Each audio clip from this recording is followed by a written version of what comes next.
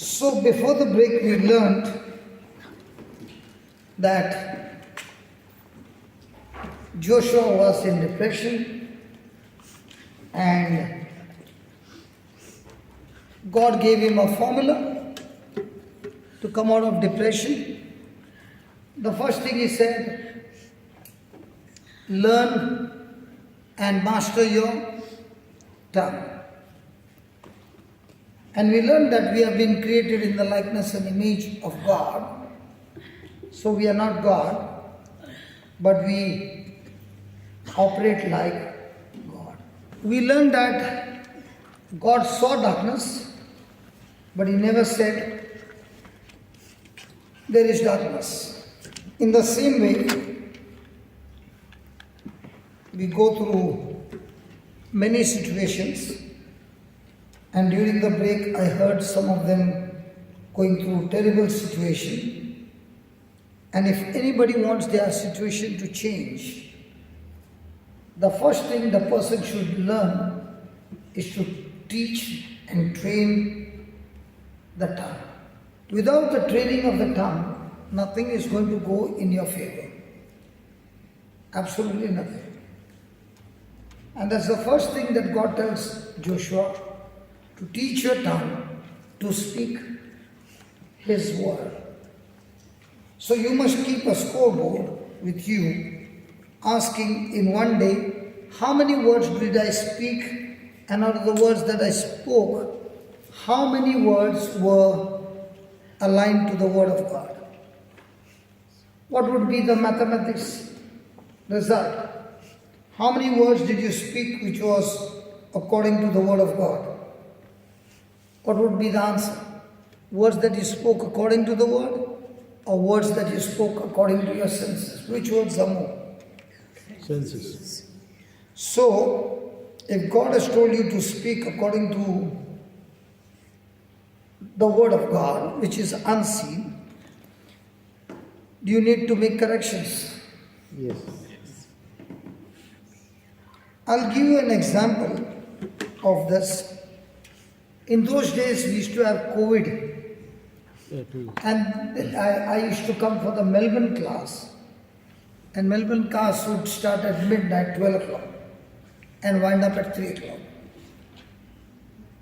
And during that time, a lady came from Canada, and she said, I got a very good husband, but there is one problem. He drinks every night. Doesn't harm me, doesn't scream or anything. But for the last 45 years of my marriage, he's taking alcohol every night without fail. And I want him to leave it, but I don't know how. I've been praying for, might be 25 years. So I said, what have you been praying? That God, please help him to leave alcohol. I said, that prayer will not work. You got to speak faith. And what you are speaking is a prayer of sight. Lord, make him leave alcohol means you can see him drinking alcohol, and you're also confirming that he's drinking alcohol with your words. So I asked her, do you believe that Jesus turned water into wine? Yes. Do you believe it? Yes. Do you believe he turned wine into his own blood? Yes. So I said, okay, if you believe that, then I've got news to tell you. Go to Gospel of John 14:12. Verily, verily, I say unto you, he that prays to me, Believe. what did I say? He that goes to church every day, he that studies the Bible every day, he that believes. So the next time the word believe comes in the Bible, is he talking about things seen or things not seen? Things unseen. And which one do you believe? Which one you believe about? Do you believe your husband is sitting next to you? Yes.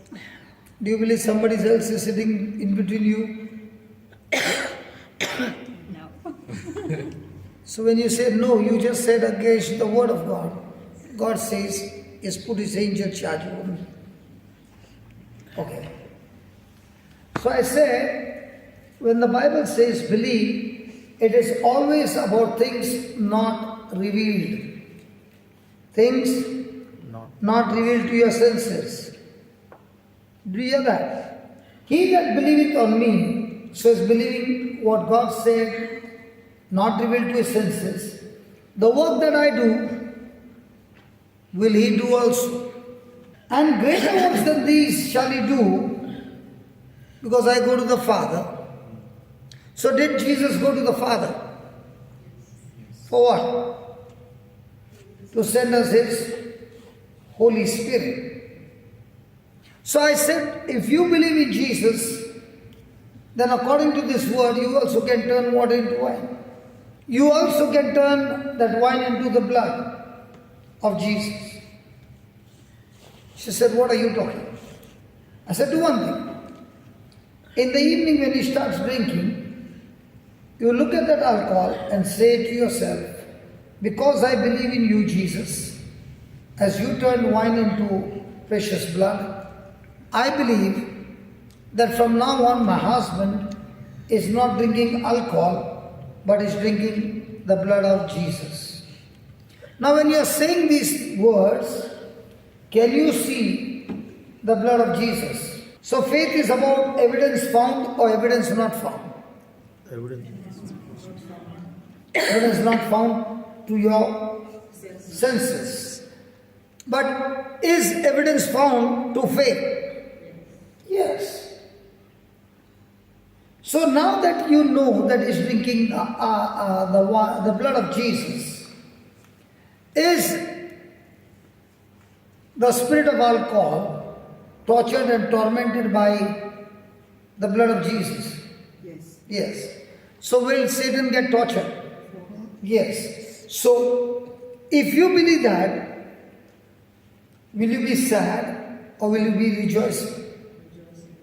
She said, shall be rejoicing. So now in this rejoicing, would you want to bless your husband? Yes. So can you make some chaknas for him? Snacks. Snacks. Snacks. Snacks is without alcohol. Chakna without alcohol. Spicy snacks. Something to munch. Munchies. We call it munchies. Chippies. Aussie. See, they both got up and went.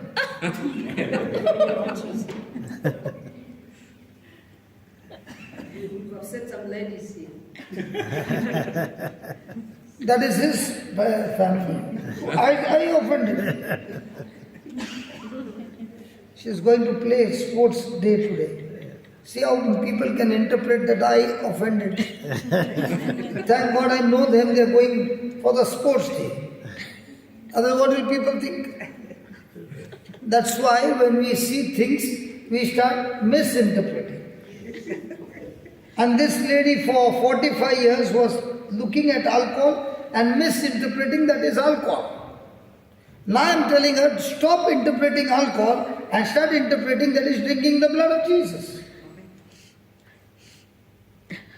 Preacher, it is very easy for you to preach, but do you know how I stay there? Okay, by your interpretation and your staying, has it benefited you? For 45 years. So why don't you do it the Bible way here? Your eyes can see. And your eyes can also see the written word. They both are from two different realms. When you look at this word with your natural eyes, you can't see what is inside. But when you change your Holy Spirit, you are so good. The parable is very good. Praise God. Olivia, how come today I can see you all red men? How can I see a red? I've got red glasses, supposing. How will I see her? Red. And what about all you? See red. No, if I've got red glasses, I can see everybody red. What about the green glasses? Green. So what about the scripture glasses? So with my natural eyeglasses, drinking alcohol.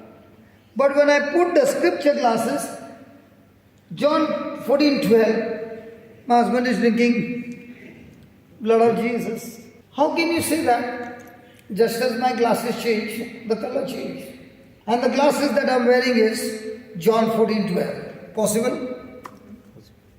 Come on. Yes. And then in Revelation 12:10, and I heard a loud voice saying in heaven, now is come salvation and strength and the kingdom of our God and power of his Christ. For the accuser of our brethren is cast down, which accuses us before God day and night. And that accuser is Satan. And they overcame him, and they overcame Satan by the blood of the Lamb and the word of their testimony, and they loved not their lives unto death. Praise God. So how did they overcome Satan? By the blood of the Lamb, that is blood of Jesus, and the word of their Testimony. So I asked this lady, tell me honestly, 45 years is your husband drinking alcohol? She said yes. If you say that testimony, the testimony goes against you. Let me explain to you. Have you committed sin? I asked her a simple question. She is wondering, have you committed sin in your life? Yes. What about you? Yes. What about you? What about you? What about this side? Now, the moment you said, yes, I have committed sin, which you have, and you cannot deny, correct? So the accuser is saying to the judge, day and night, all these people have sinned against you. They have broken the law and they deserve penalty of hell. They have disobeyed you and they have obeyed me. And therefore, they have to be thrown into the fire of hell. Jesus, the advocate, comes in. Jesus. And he says, the sins that they have committed, that was illegally, unjustly put on me, and I was falsely accused and given their punishment, which I gladly took it on myself, and I paid it all. You are happy. And the judge looks at the son, Jesus, and says, my son, I'm sorry to say, I'm not satisfied. The son is asking, why, Dad? Because in my court, I need to witness. And Satan is laughing.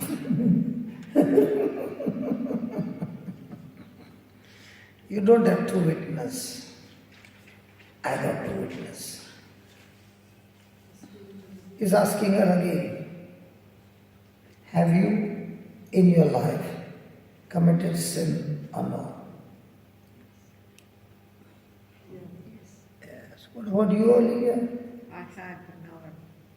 My Lord, this girl is saying no.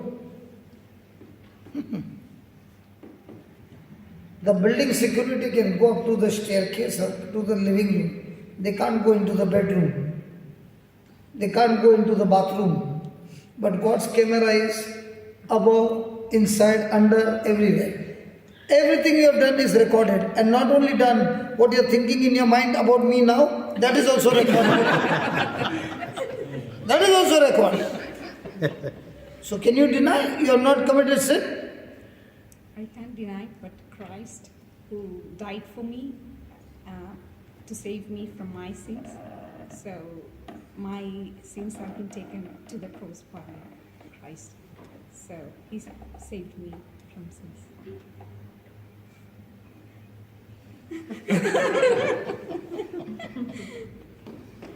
She gave the right testimony.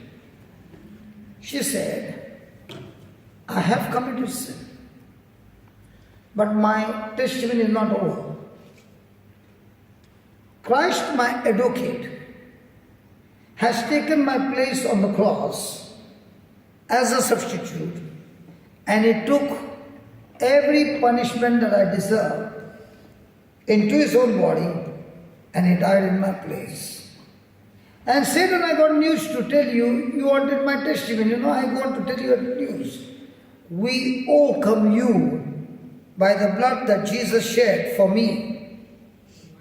And my word of testimony is, yes, once upon a time you made me sin and I was under you. But now I have been paid in full.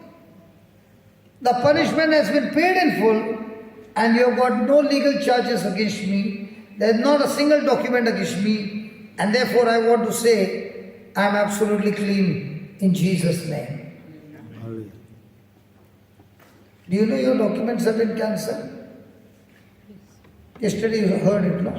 Do you remember the document number? You can call your friend.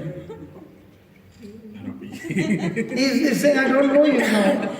Can you believe? He's telling his wife, I don't know you now, don't ask me. Okay, what's the document yesterday we learned? Colossians 2:14. Colossians 2:14. Don't ever forget this document. Let us start with 13. 13 and 14.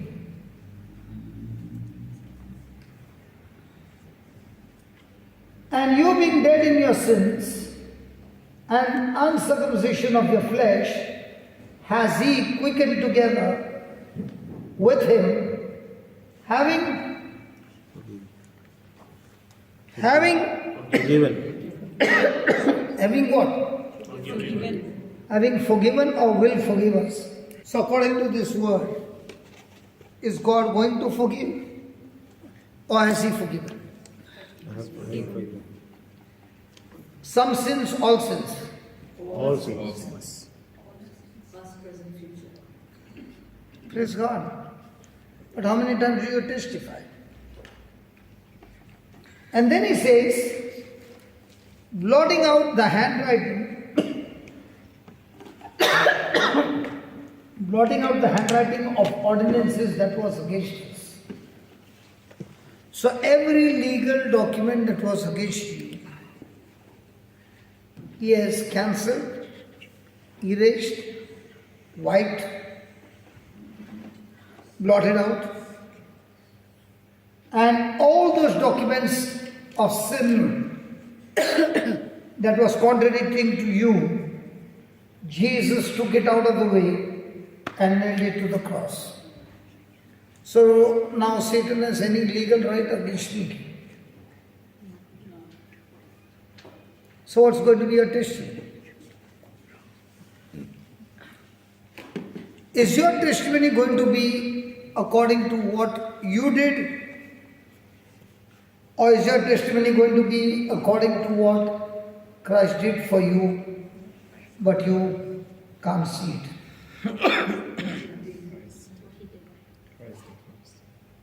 But you can't see it. So this lady said, okay, I'm ready to follow this system. So that evening, when the husband is drinking, normally she will sit in another room. Now where is she sitting?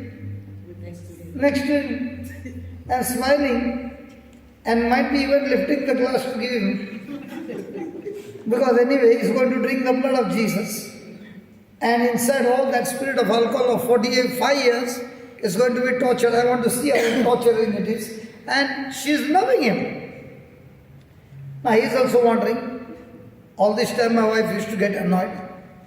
Today why she's so friendly with me? Huh? You quit drinking immediately. Sorry? You quit drinking immediately because you think something is terribly wrong in this house. No. He's wondering what happened. And wife has now made what? Munchies. Punchy. Munchies. Munchi. Munchi, okay. Now he is also opening his mouth and she's saying, open your mouth. So now it has started a different drama going on. And she does it the first day, nothing happens.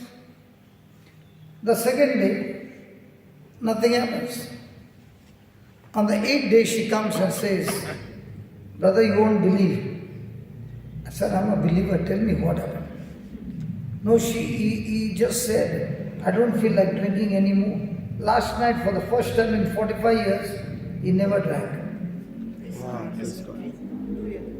So she said, why didn't you meet me 45 years back? I said, if you had to meet me 45 years back, he and I would have been drinking together.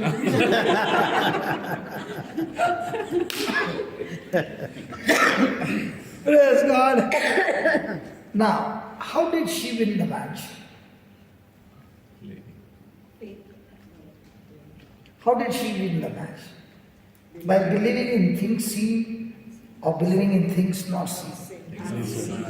So, God is training Joshua and saying, you train your mouth in such a way that even though you see things, you shall open your mouth and say, thus says the Lord. You will only speak what I tell you to speak. You not once you will open your mouth and speak what you see. So once you train your mouth, then only you will be able to train your mind. Is the mind very, very calm and obedient? Huh? No. No? Olivia, your mind is very cool, no? Not all, sometimes. Sometimes cool.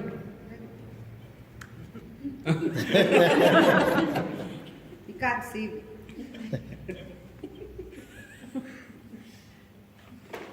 Praise God. The fastest vehicle in this world is the mind.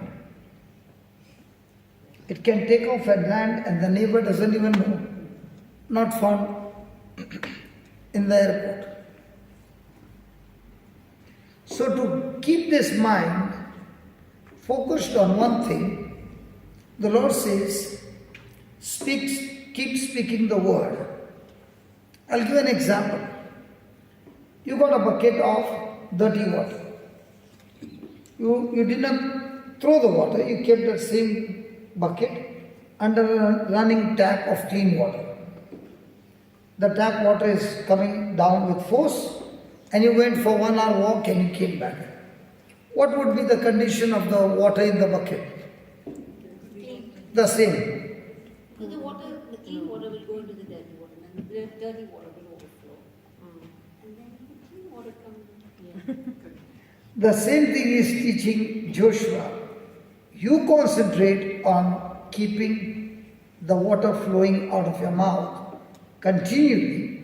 So when it's flowing out, his word, his ears are hearing, so it's entering in, going into his, and all that filth which was there is being flushed out.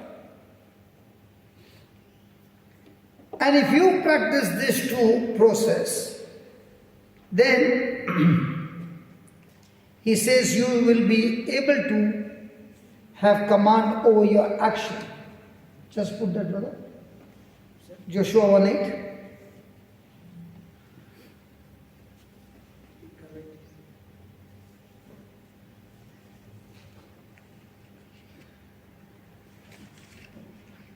So first is training your mouth, training your mind, and then you get trained in your action to observe all that is written in it.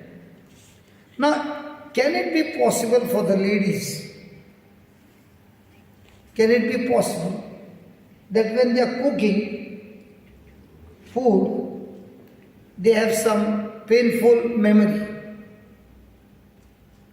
And when that painful memory comes, they switch off the gas, they sit down. After they finish their process of whatever they were thinking, then they go and switch on the gas again and they continue to cook. What do you think, Sequeira? No? No, can't cook. So according to you, they will keep the gas on and they'll cook and also think. They think and they cook.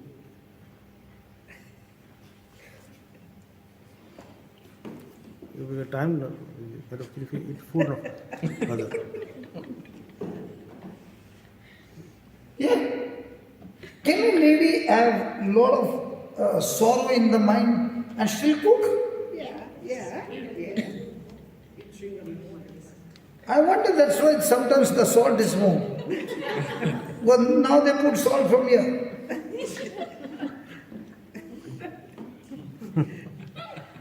If a person can do cooking with all painful memory thinking, how much more the same person now speaking and thinking on God's word will be able to do things.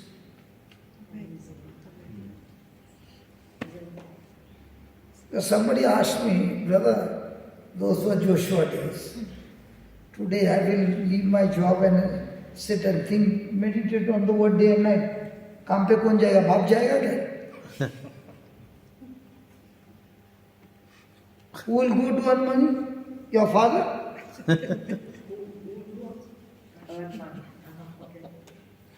Now I want to ask you, when you are cooking, don't you think and cook? Cooking one thing, thinking something else? And still the food is becoming tasty.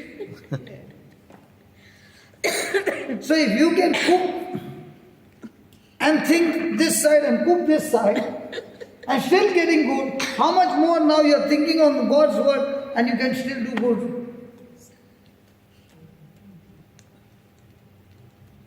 Okay, I'll give you an example. A person is drinking alcohol. Okay? Yeah. He's trying his best, I don't want to drink. And during Lenten season, he stops drinking. Have you seen? Yeah, very Yeah. Have you seen? Now when the Lenten season starts, is he counting 1, 2, 3, or is he counting 25, 24, 15, 10, 5, 3? As soon as he comes from Good Friday service, Start. on Sunday, where do you find? In the bar. The pub. In the pub. He is inside the water swimming.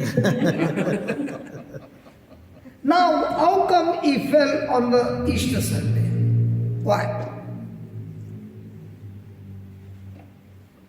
Why does it happen every year?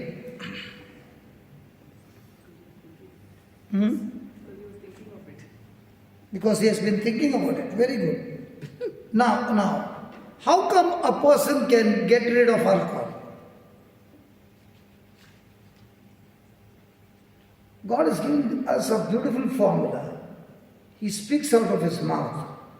Now, when he's speaking out of his mouth God's word, what is he speaking? Life or death? Life. Is he speaking seen things or unseen? Unseen. Can those unseen things that is speaking out of his mouth have an effect on his thinking?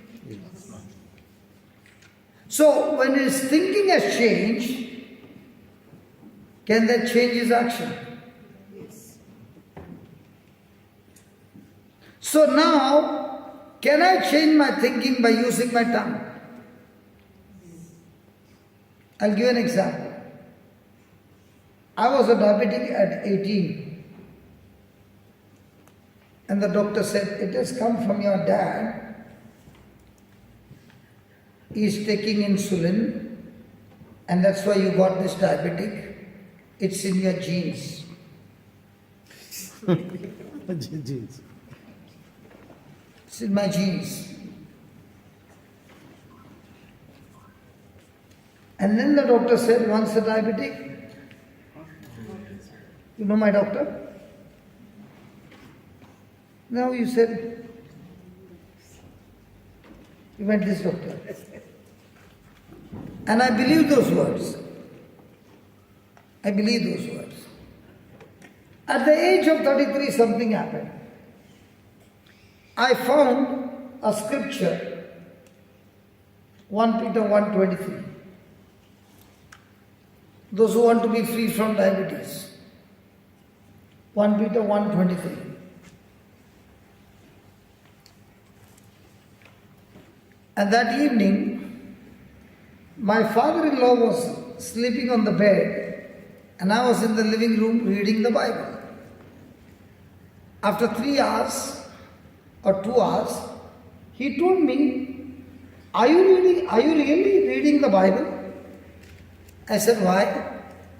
No, I'm watching you from the last 2 hours. The page has not changed. The page has not turned. So are you actually reading or are you daydreaming? I said, forget about the page. I got stuck in one line for the last 3 hours.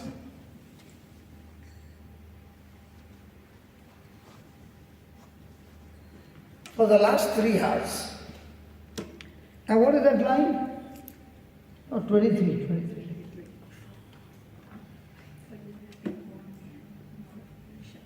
Being born again. What? Not of corruptible Not seed, of corruptible seed, but incorruptible but of incorruptible by the word of by God, the word of God, who lives which liveth and abideth forever.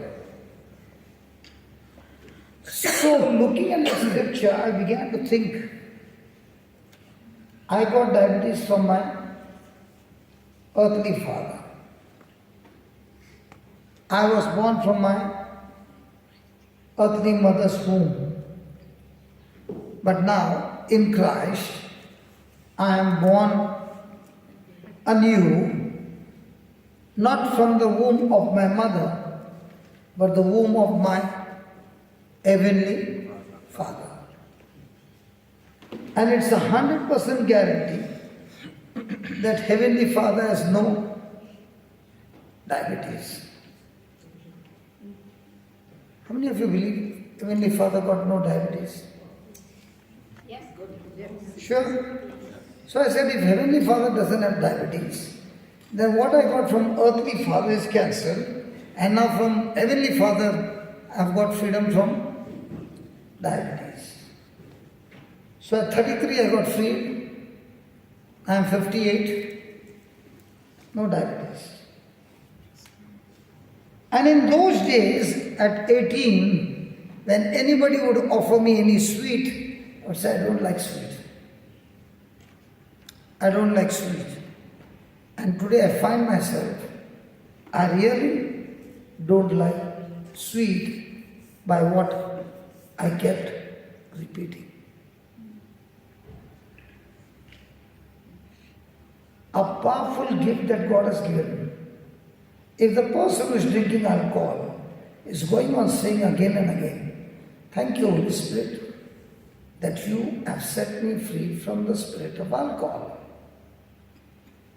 Thank you, Holy Spirit, that I overcome every evil with good.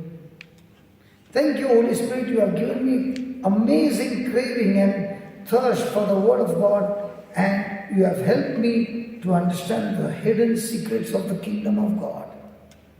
Now what am I doing?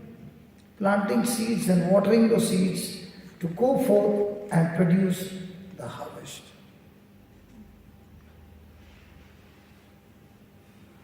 Now one is trying to leave alcohol with his willpower. Another wants to leave alcohol through God's power. So if I want God to do something, I need to open my mouth and speak those words by faith, and now faith will get the job done. Do you want to see that? How faith will get the job done? Okay, go to go to Luke 17.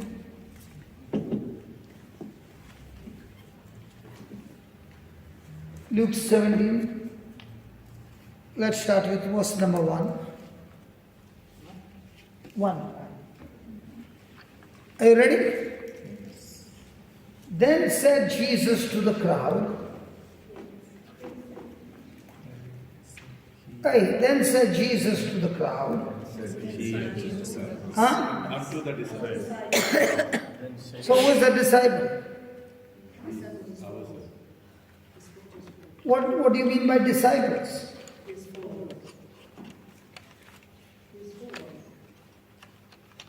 Who is the disciple? Everybody. The one who follows the teaching. A person who disciplines himself to learn and become more and more like his teacher is the disciple of the teacher. So the person is learning what? Disciplining. And here is Jesus talking to the crowd, to the disciples. He's saying, it is impossible, but offense will come. But woe unto you, unto him through whom they come. So will offense come? Yes. When will offense stop? When will offense stop coming into your life? Never. Never. You are a wonderful husband, man. I should learn from you. Whatever the wife says, agree. From the day one is like that.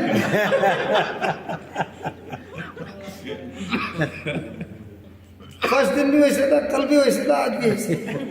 You better practice that. When will offense stop? When we stop breathing oxygen, even offense will stop. So till then offense will come? Yes. So what is offense? It's coming. Anything that offends you. Huh? Anything that offends you. Yeah, so what is offense? Whatever is against God's word. But why offense?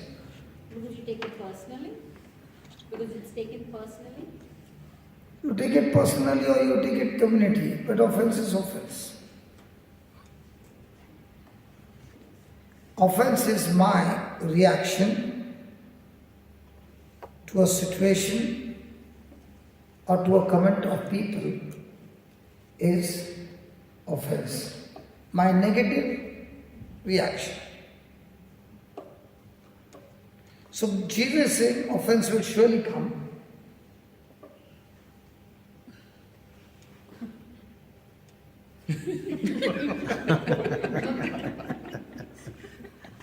You ask me? Very much.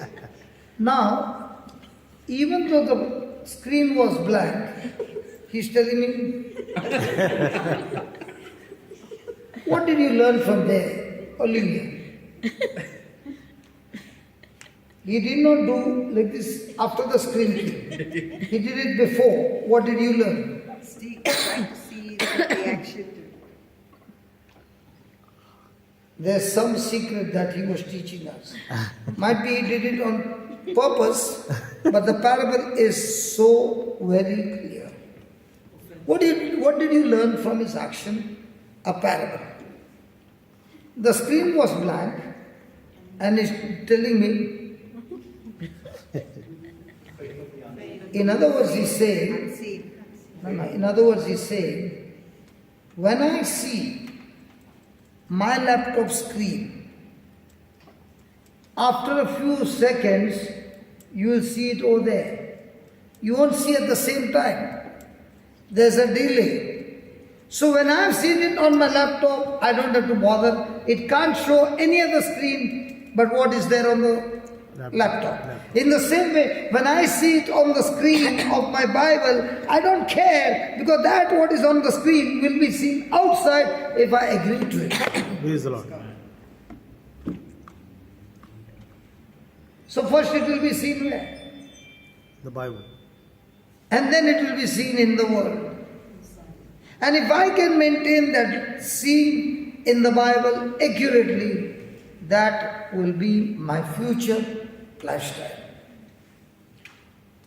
So is it a fluke game or a sure shot game? Sure. Sure thing. What is on your screen is there?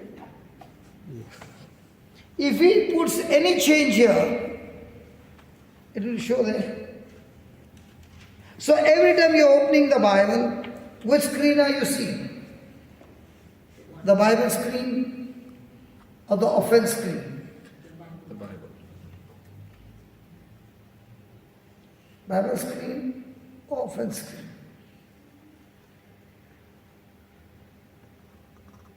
Sometimes you may want to see, like when you open your Bible, you may see that, but your mind may be still thinking, Maybe, can be, or will be, It is. or it is. it is. Now when you're offended, what screen do you see? The offense. Offense. Yeah. Offense will come.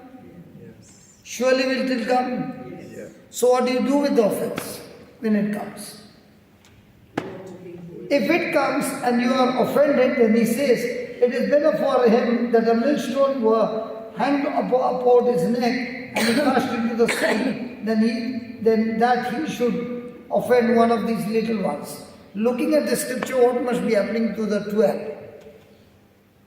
What do they have around their neck? Millstone. And what about Peter? He was the coolest among you. Peter was the coolest, right? No. He never did any labras. No, he did. He did. He was, I think, the most roughest, but a daring fellow, no fear. But a person who did maximum blunder. Take heed to yourself. If your brother trespass against you, rebuke him, and if he repents, forgive him. Then 4. And if he trespass against you 7 times in a day, how many times? 7 times. Olivia, you are in the hospital. Do people come with depression case? Yes. Married and depressed? Okay. According to you, in a marriage, if they get offended, how long does it take to patch up? How many seconds? Depends on the offense. But even though, how many seconds?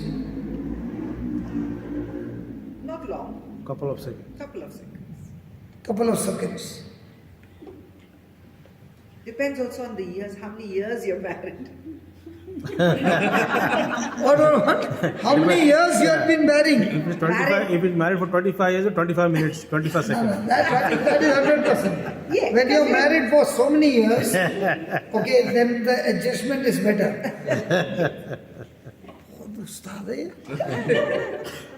And if it is newly married, 1 second. and how long it remains? No, not long. Newly married, not long. Okay, after 1 year, Still not long.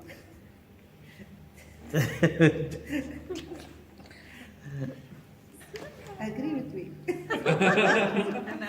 Like it depends on. but can it go for more than 1 hour? It can depends on the person. Yeah, but can it go for more than 1 hour? It can. Sometimes a day, Yes. sometimes a week, Yes. sometimes a month, Yes. sometimes even years. Yeah. But look what Jesus said. You want to underline it?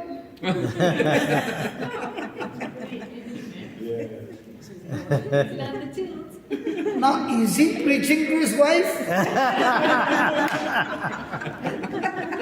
None of the other things he underlined. Everybody underlined. And if we trespass against them, the 7 times in a day. How many times? 7 times. 1 time takes such a long time to cure. 7 times the same person comes and irritates you in 1 day. What will be your condition? You just have to be more strong in it. See, 7 times, more strong in it. By asking that what's wrong with you, the problem gets sorted out. Just want to find out. Just find out if it's in the wrong space. We should have a next time retreat only for couples. Please bring your partner. And when he turns again to you saying, I repent, you shall forgive him. Now, is this possible in a real life? And that is why they are, now who opened their mouth? He was talking to the disciples. But who opened their mouth? The disciples opened their mouth or the apostles? Read there, yes, 5th verse. The apostles opened their mouth. So now who was seeing a millstone around their neck? The apostles. Because they know this cannot be followed.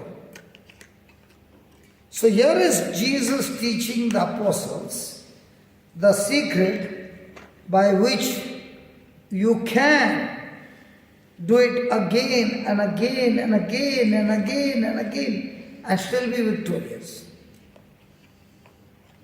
Look what he says. The apostle said unto the Lord, increase our faith. And the Lord said, 6th verse, if you have faith As grain, as a grain of mustard seed. you might say to the sycamore tree, be thou plucked up by the root, and be thou planted into the sea, and it should. Now, did he speak about faith? How big you need a faith? That is one, the size of faith. And second one, the same scripture is talking about faith that works like a seed. One is faith working like a seed. Second one is faith working or the size of faith that works for you. Both. So he says, if you have faith as a grain of mustard seed, you might what? Say. So for faith to work, very important is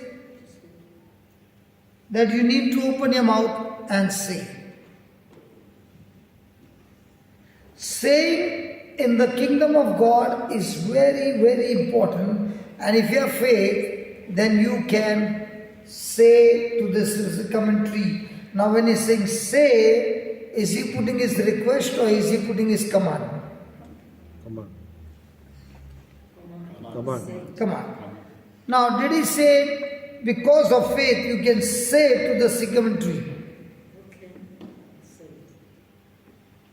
Now what is that sycamore tree? What is your speciality about a sycamore tree?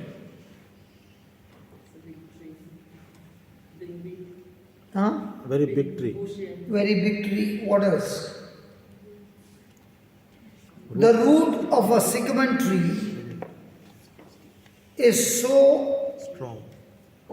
so much spread that the only way you can kill the tree is not by cutting the tree, but uprooting the root of the tree, that you do not leave even a small portion of root underneath, because it will still grow into a tree.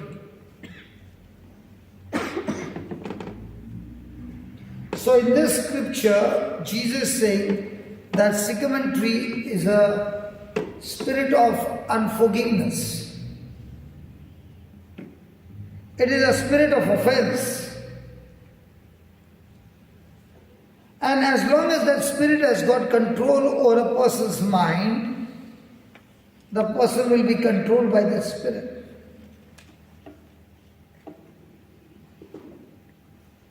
But the good news is, faith works for you.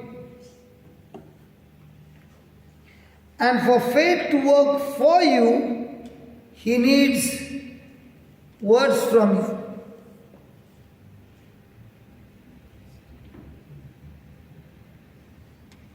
Praise God. Praise God. So he says, you can speak to that spirit of unforgiveness. You can speak to the spirit of pride, whatever is there, and command it that it has to leave you right now. And how does it leave you? Be plucked up from the root. So in our everyday life there are two things. When it comes to the devil, you must learn to speak to the devil and his works.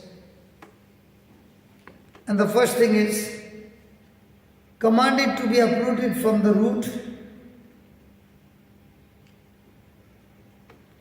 And second is, send it into the sea where it belongs. So in other words, there are two things. First, what to do, and second, where to go. So every trial, every trouble of your life, you must learn to speak these two things. What to do and where to go.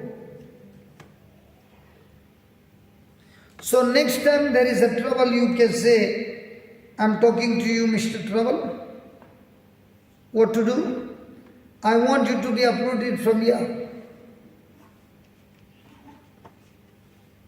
Where to go? I want you to go and fall into the sea.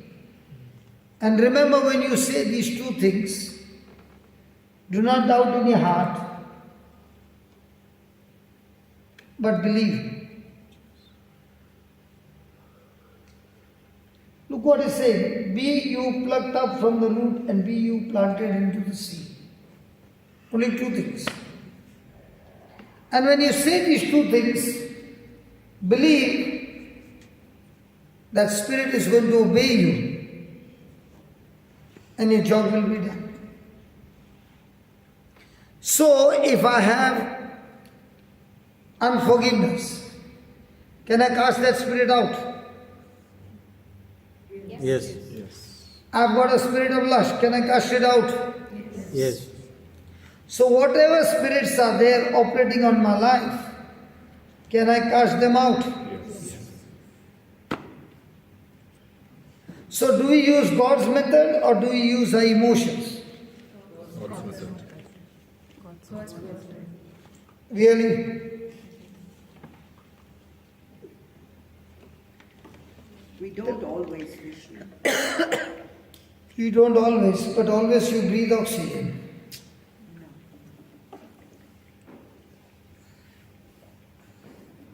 So you're going to stop drinking, is breathing oxygen.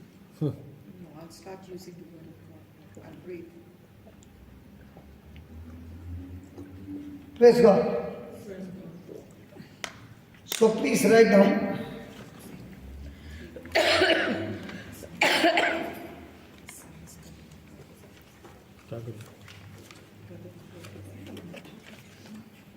The sun is coming. Do you want to move, brother? The sun is coming. No, it's okay.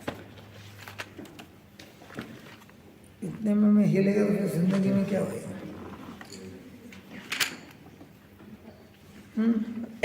Right. Pen, pencil. You okay? Write down. The first thing God is asking Joshua,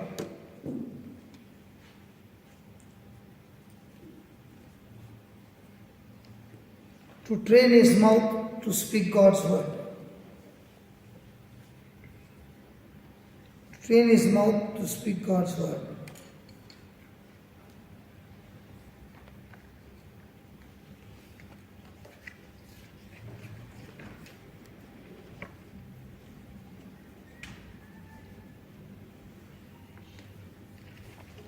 In other words, as I confess what God said about my situation, as I confess what God has said about my situation, I will be able to make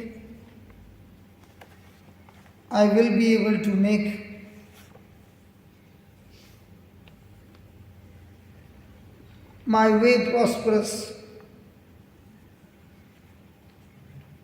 and do wisely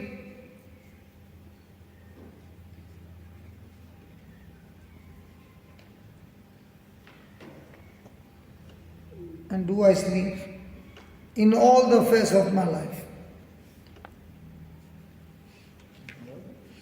And In all the affairs of my life.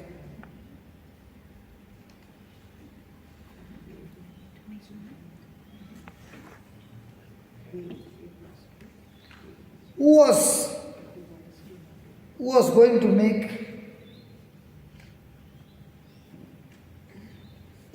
make Joshua's way prosperous?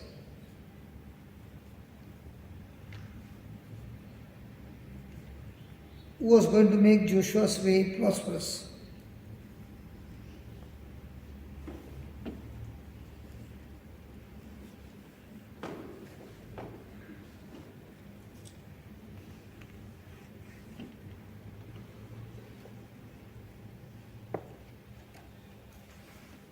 Please God, can you give me a little water?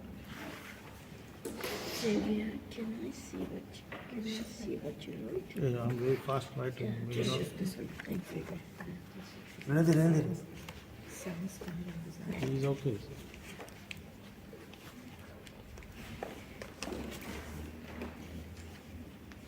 Immediate trials to practice for the big one.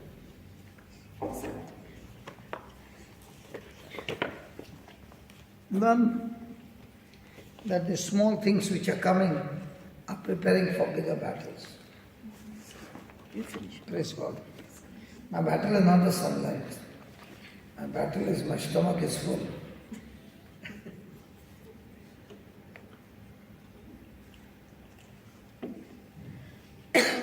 No, I'm okay. Sleepy. Okay. What did you write? Joshua's way prosperous. Was going to make Joshua's way prosperous. Who was going to make Joshua's way prosperous? God. God. Very good.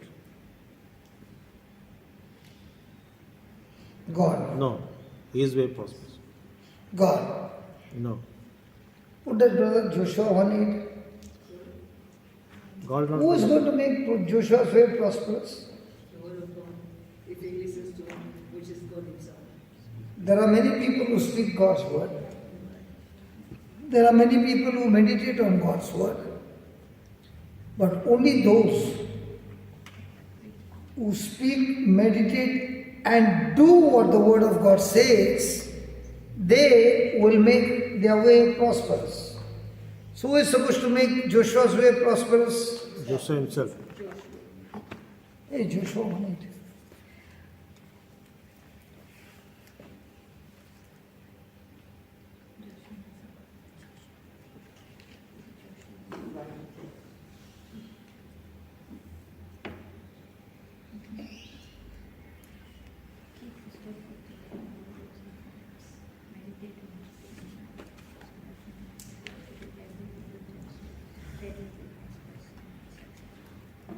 Right. Please read it, everybody. This book of law. Now one moment, what is she has got a question. No. Can I read from mine? Oh yeah. Joshua 1:8. Keep this book of the law always on your lips, meditate on it day and night, so that you may be careful to do everything written in it. Then you will be prosperous and successful. So when we pray, we want what? A, B, C you do, D and E you will get by default. But for how many years were you praying for D and E? How many years? 7. So I wanted to meet you. I wanted you to meet somebody. That's the baby. Her name is also Johnson. My name also is Johnson. So she waited for 7 years without the scripture. And she wanted things to happen. But the moment she got the scripture, how long did it take after knowing the scripture? Less than 2 years. Less than 2 years. Another 2 years. Less than 2 years. See, Less than When 2 our years. 9th anniversary, we had a baby with us. So 7th anniversary you got the word of God. yes, And before the 9th, the baby was there. yes. Less than that. Praise God. So, did you have to change your speaking? Yes. What were you speaking before? I was just asking, like, I want this God, but I didn't understand the purpose behind the Bible. It was just me. I was praying without understanding the meaning of it. It was just asking God, because when asking, I asked it with doubt. I asked it with fear, anxiety, and worry, societal pressure, and everything. So prayer, along with the worldly wise, the doubt, and everything was there. So I allowed the weed to grow more. So, when did you stop Uh, it from growing? So the first time I attended the prayer, and then Sunita, she didn't allow any weed. That's how it worked, to be very frank. Still, I had all those worry and anxiety, very sensitive, but then like a bullet every time a word of God will reach me. So I started to confess, I started to agree to it. I wanted someone like who was telling it, like, so I started to agree. And Galatians 3:13-14, when I understood the real meaning of those lines, it just became real. It is real. He is there with me. Yes, I can speak. I can just like continue about my testimony. Yes. Praise God. Praise God. So, can everybody make their way prosperous and have great success? Yes. What do you need? A lot of prayers. No. Lot of community prayers. Speak, meditate, and do what the word says. So the more and more you train your mouth, by default your mind starts getting trained. And whatever you think in your mind is whatever you believe to act on. So if the mind is corrupted, then the action has to be corrected. So when you're sitting in a class listening to the teaching, what happens is, the first thing that happens is, it is challenging you to change your thinking. It is challenging you to believe that your future God has placed in your own hands when you use your tongue and you change your words to God's words. Those words begin to work for you, not against you, and create the great miracle in your life. Amen. Amen.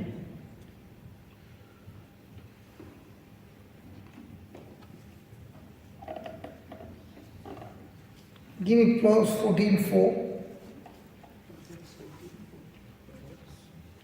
Proverbs 15:4.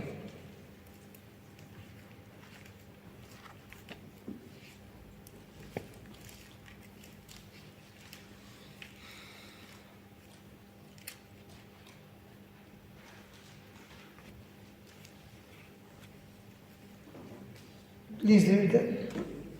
Wholesome Wholesome tongue tongue is is the a tree of life, life.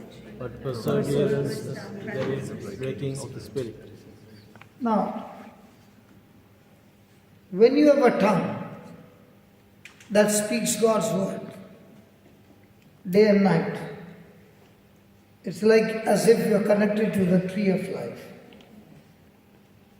But the same tongue is cursing everybody. Now the same tongue will bring poison in your life and destroy our life. Amen? Amen. So Proverbs 15:23. Proverbs 15:23. A person comes to a giving sacrifice and goes to the time of work.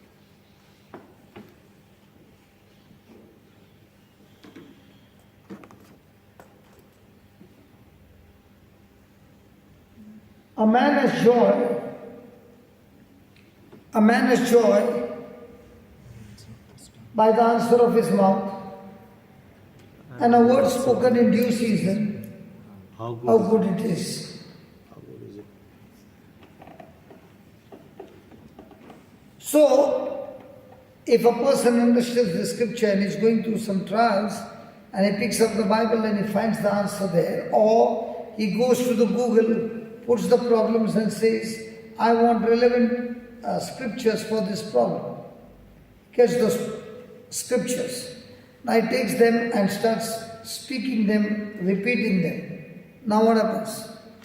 The moment you have found answer to your problem, the Bible says, a word in due season will be released, and you'll find that how good it is. So once I understand that if I open my mouth and I speak the right words, I shall be filled with joy. And the more and more I'm filled with joy, the more and more I'm experiencing the fullness of God. Because where there's joy, there's fullness of God. And in this joy, God reveals His path to me. He reveals that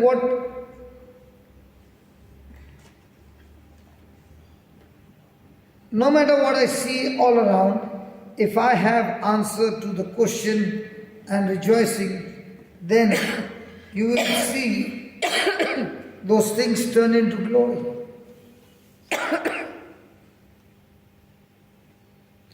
So in our everyday life, how much are you joyful?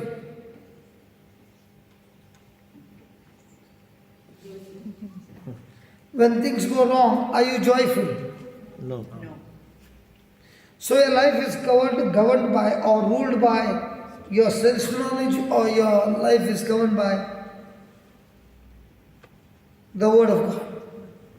Sense knowledge. Huh? So as long as you are in sense, will you win? No. Will you lose? Yes. Surely you lose. So write down.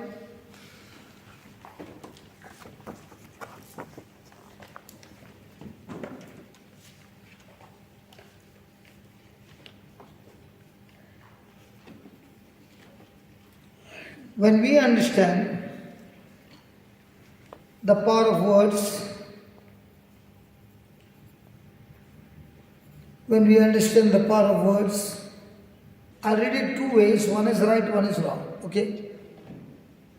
This I say then, walk in the Spirit, and you shall not fulfill the lust of the flesh. Another translation, stop fulfilling the lust of the flesh, and you shall walk in the Spirit. See again, brother, I got confused. Second statement is false. Sorry, what happened? You can repeat again the mistake and the. First one is, this I say then, walk in the Spirit, and you shall not fulfill the lust of the flesh. Second one, I'm saying the same thing. Had you been to grammar? English grammar? Okay. Stop fulfilling the lust of the flesh, and you shall walk in the Spirit. Stop fulfilling the lust of the flesh, Stop. and you shall walk in the Spirit. What is wrong in that? Same. When you walk in the Spirit, you will automatically not be fulfilling them. And what did I say? You are relying on the flesh now. The second one depends on the flesh. No, I said stop fulfilling the lust of the flesh, and then you shall walk in the Spirit. What is wrong? So that is where you are actually taking that effort to stop walking. You are actually taking that effort to not fulfill the desires of the lust. But on the other side, it's like you just have to walk in Spirit and it will go away. The first one is Yeah, the first one is correct. Now, is he saying walk in the Spirit or walk with the Spirit? Walk Walk in the Spirit. in spirit. Okay, let's take an example. Okay, I took A bottle. water bottle nahi yaar. Water bottle. नहीं तो. I took 3 bottles of whiskey Whiskey. in my bag, and I'm walking with it. Am I walking sober? Yes. Yes. Then on the way, I opened one bottle and drank half. Now am I walking sober? Yes. Why? What is the difference now? Walking with the walk. Because the Spirit. Spirit is in you. The moment that whiskey went in, now did that whiskey have an effect on my mind? Yes. Now am I walking, balancing, imbalance? Come on. If I'm a hard drinker, then not. But the moment alcohol went in, it affects the mind. In the same way, when a person is drinking the Word of God day and night, and that Word is inside him, it will definitely have an effect on him, because now he is drunk in the Word. Just as long as the alcohol bottle is with me outside, no effect. If that alcohol bottle goes inside, then the whole system changes. In the same way, when I take the Word of God and I drink the Word of God day and night, even not knowing that Word of God has an effect on me, that now I find so easy that I do not fulfill the lust of the flesh.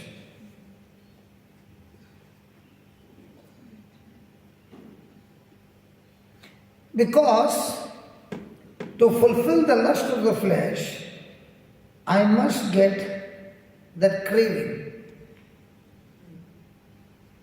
And craving starts with thoughts. And when I'm drunk in the Word of God day and night, that Word helps me to understand things unseen. And what is unseen does not touch my mind, but touches my heart. And in the heart, as I keep depositing the Word, the Spirit of God gives me deeper understanding and revelation of that Word. The day that revelation comes, my mind is changed. That is why a person can sit in the church and say 100 times, by the wounds of Jesus I am healed, by the wounds of Jesus I am healed, by the wounds of Jesus I am healed, and still not get the revelation. Because the understanding of the word does not come from a human mind, the understanding comes from the Holy Spirit.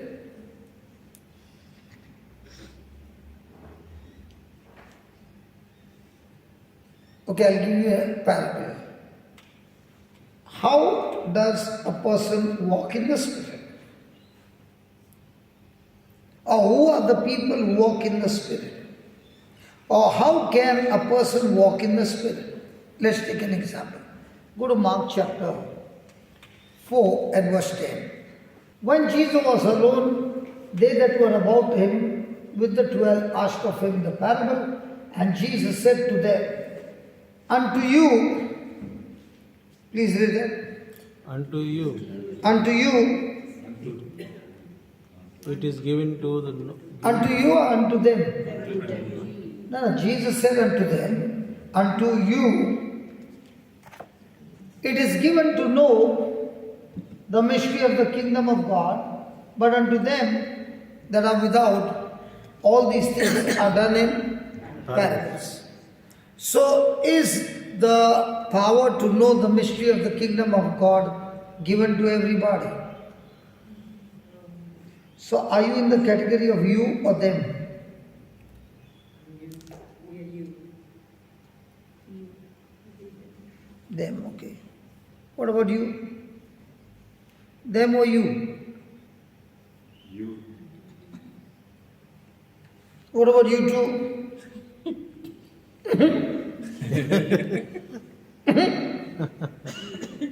You. You. Yeah. Okay. And she? How did you get that power? Because it's not given to everybody. Baptism. Baptized. through Christ. I was baptized, don't make me open my mouth. I was baptized 33 years working for the devil day and night. Even though I was baptized, did I know? There are so many people who come to church because they are born in a Christian family. But there are so many who have never known what is baptism. And so many who don't believe me. Or might be I am the only person in the church. So what life I was living? Totally worldly life.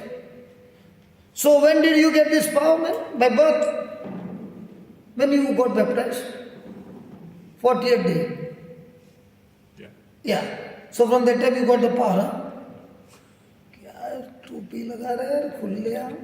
But there also says, there's another scripture which says, for those whom the Son chooses to reveal the Father. So when the Holy Spirit came, when Jesus said that He will teach us everything, I think the Spirit is already here.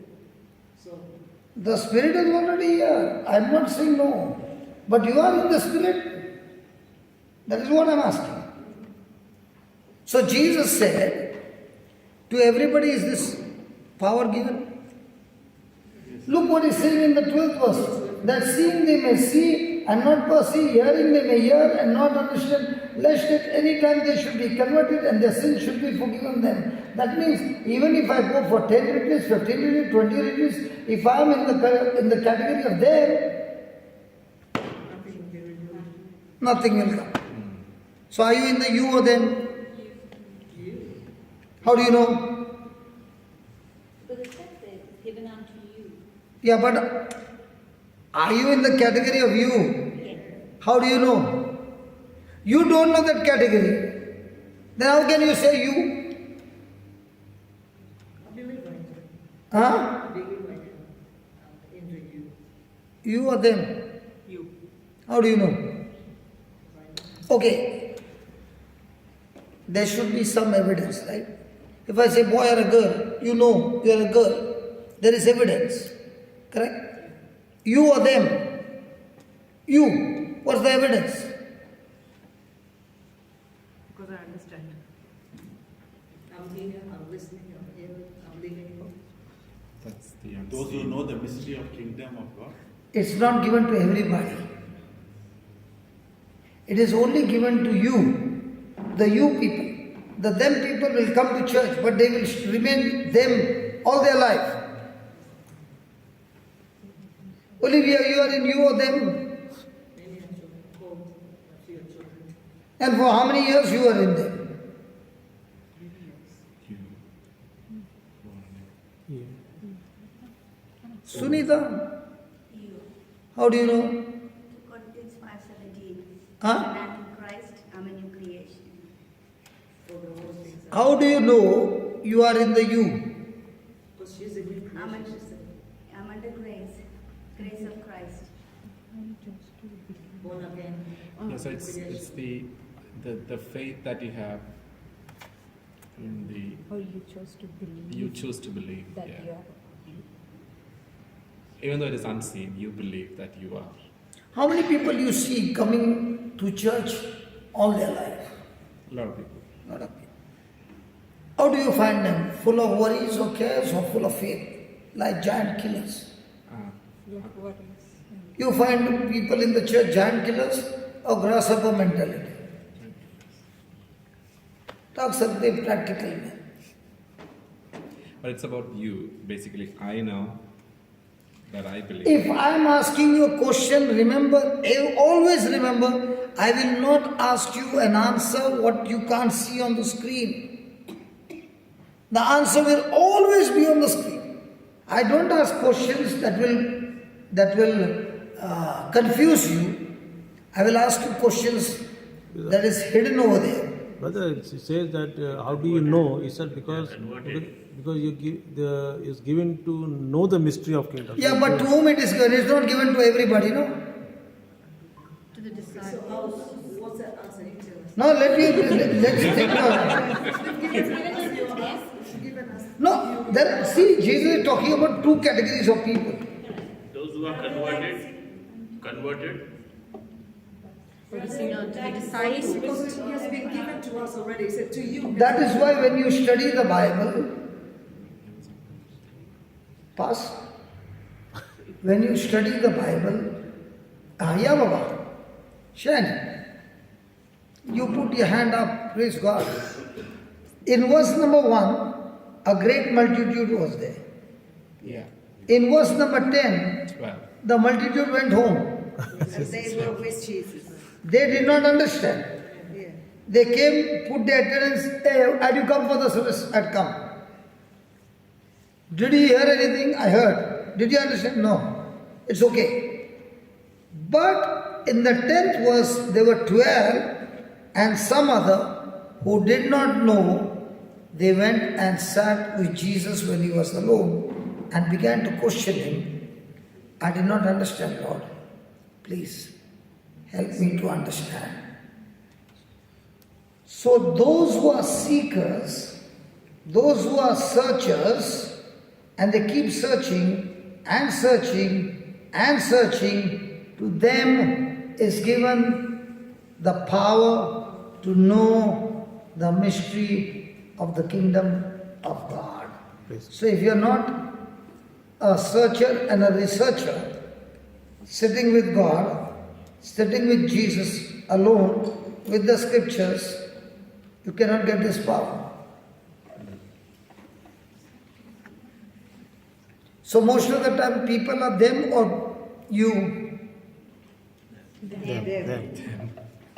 Now from the last 3 days he is coming. Okay? Why do you think he is coming?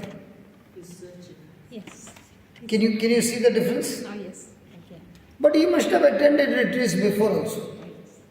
But this time he is coming with a different attitude. Oh, yes. He's eager to learn and Can you see the difference? yes. Now to him has been given the power to know the mystery of the kingdom of God. Praise the Lord. And if he continues this on the YouTube, another 6 months, even if you put a tape on his mouth, no, he can't stop his mouth. Praise the Lord. Because 6 months if he is searching and researching, going on the YouTube on our channel JCILM, and searching and making notes and doing like a big research, he will not be able to keep his mouth shut, because every time he's studying something, he will get people with different problems. What he's studying is the solution. He will be applying there, and then he will be saying, oh my God, this is working. And he wants to study more. Not because he'll get money more. He will not even be interested in money now. Now he's more interested in the Lord. Lord, I am so happy that I could get this person out. Hasn't it happened in your life? Those who are them, Jesus is not going to forsake them. He is saying, to you has been given the power. Jesus came and set the captives free. But then he gave the disciples the power. And they went after them and got them also into the kingdom of God. So we are the you who are supposed to go and get the them. So the more and more you are seeker and you come under you are now walking in the Spirit.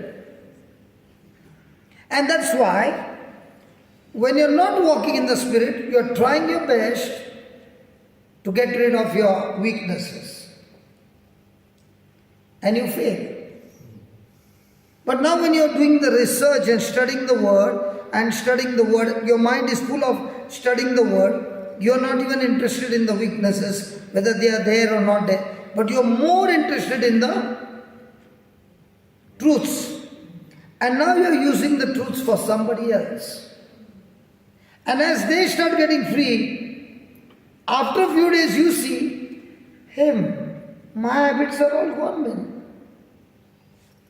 Who got them out? As you started walking in the Spirit, you did not even know those demonic forces and addiction which were stuck to you for so many years, the devil lost his grip on you and they all had to flee from you. Now tell me, isn't this life beautiful? Sorry? Isn't this life so beautiful? So now, even if you got weaknesses, the devil wants you to look at your weaknesses.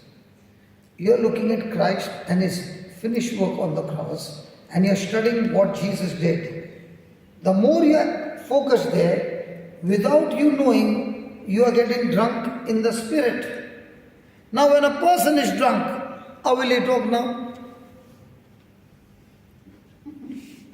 So just as alcohol has control over him, in the same way, the Word of God that he's studying has got control over him, and that control is where you are actually living a life of freedom.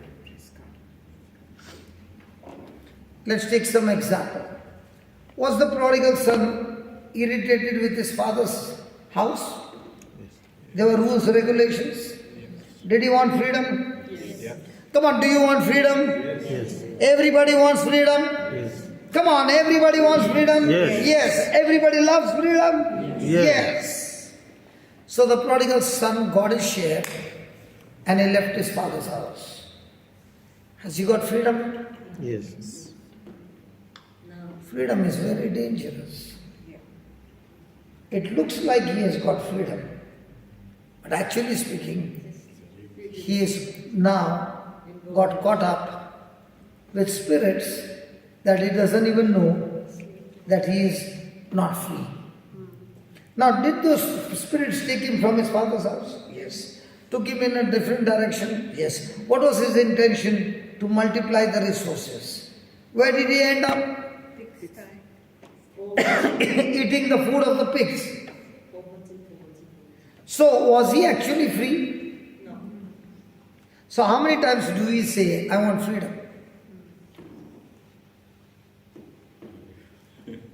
Do we actually get freedom?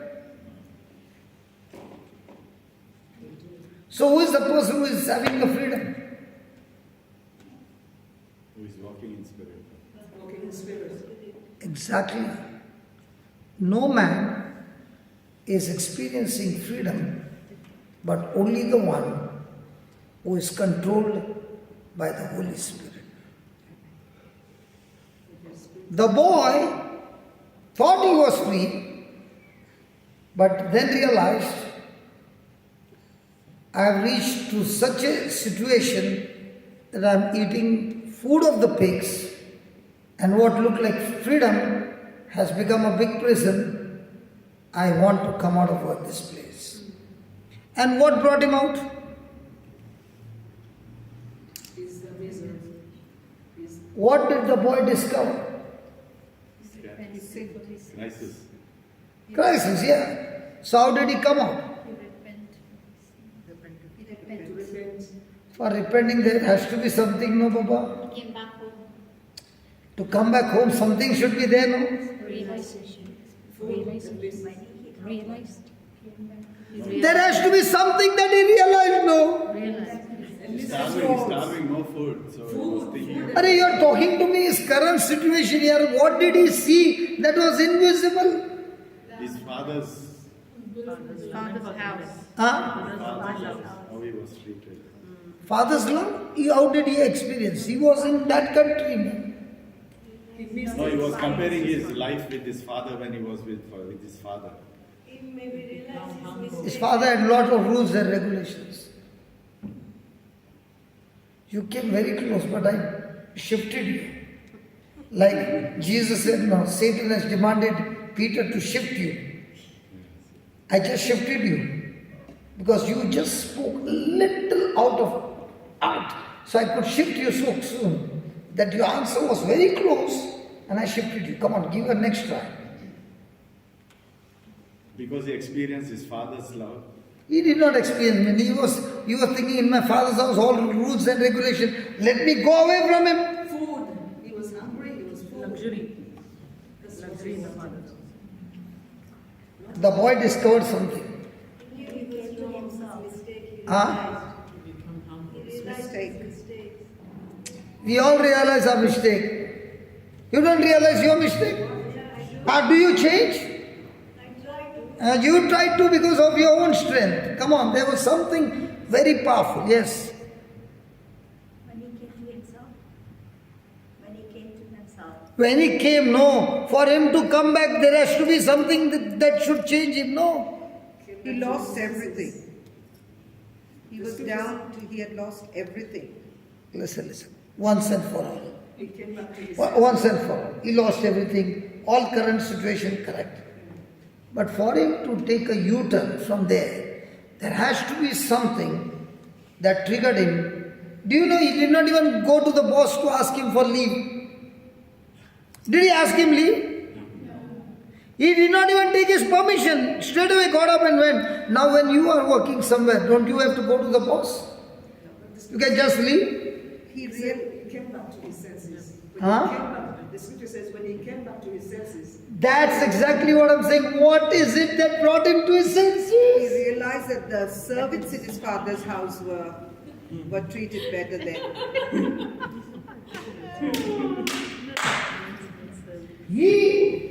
Yes! Realized.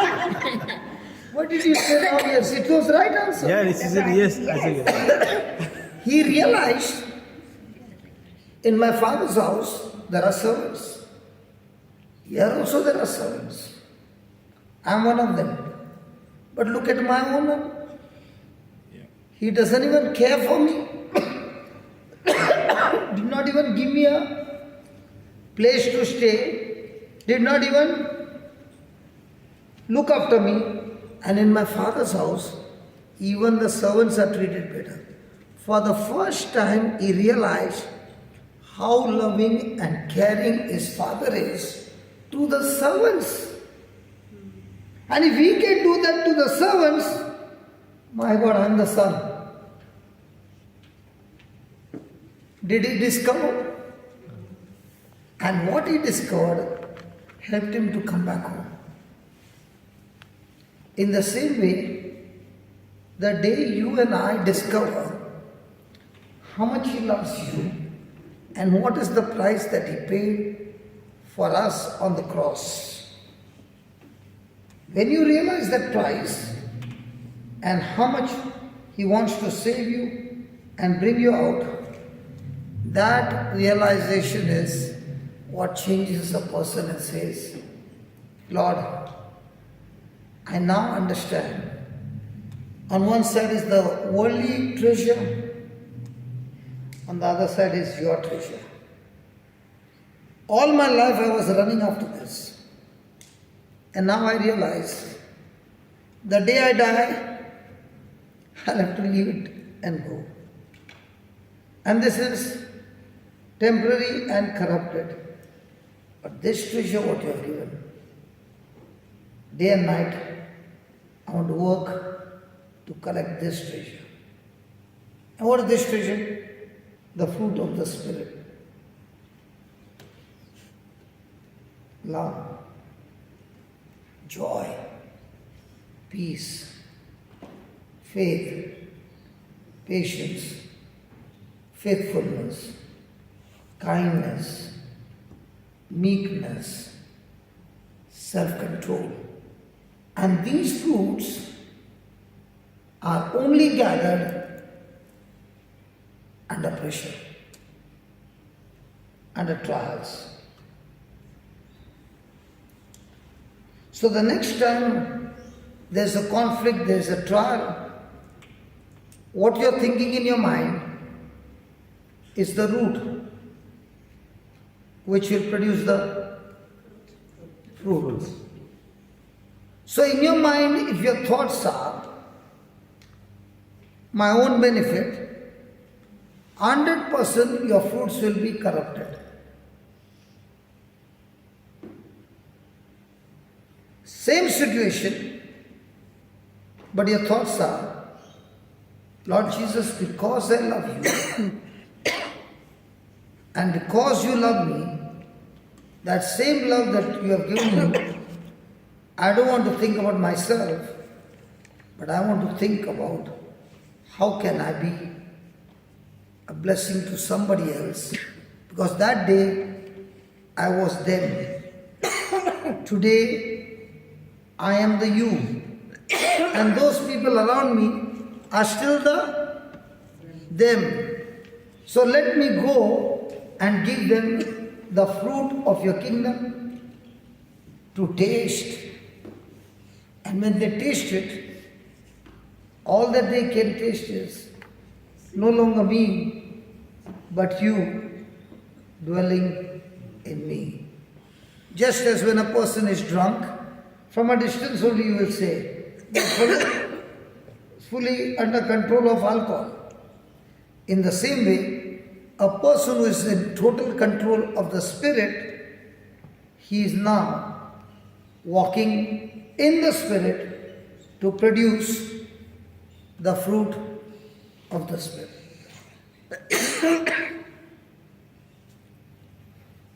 So do we get this opportunity every day? Every moment. Every moment. But every moment, are we thinking about self or the kingdom?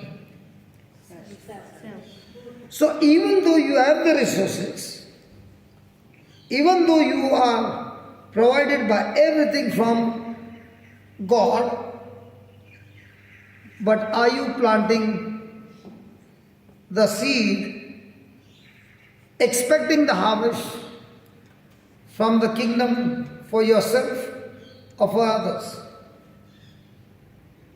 The nature of God is always others.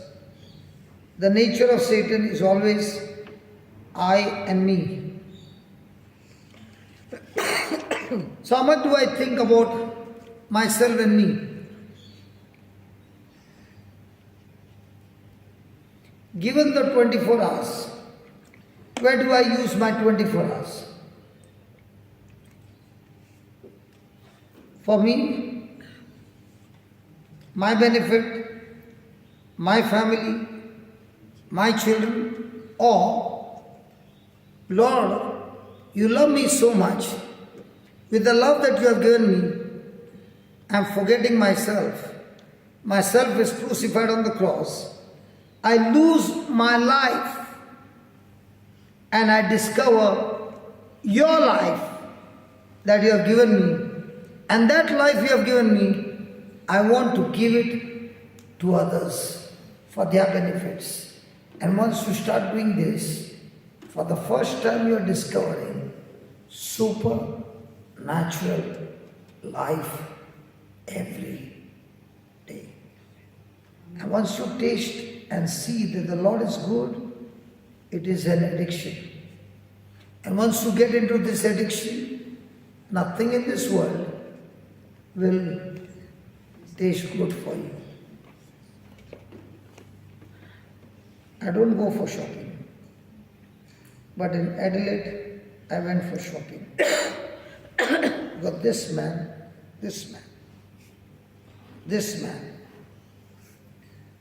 spoke to that man. And they both spoke to each other. And he showed him the address of shopping. And we went shopping.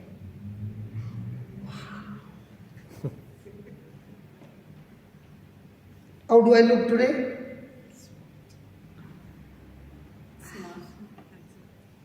We went shopping not for clothes, but for that gadget which is hanging with the mobile. Yeah, this mobile. Yeah. The small one with the white and black. Because I was in trouble for more than 5 months. I'm using the power bank, I'm using everything. And I've got inside a cable. जरा वो देना मेरा वो bag छोटा black वाला. Black पीछे है ना zip वाला bag. I'll show you what happens when you don't have the gadget. You are so sad. And when I saw him, see?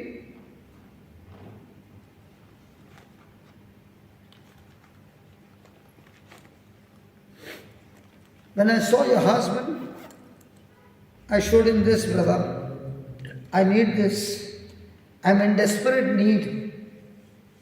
Because this one which I got from London, the charging is there, but very weak. So by the time I on that, the video takes a lot of current, and after 3 hours, the mobile is dead. Everybody can come for the funeral. So every time there is a break, I'm trying to charge it by putting it off. Because the charging speed is very low.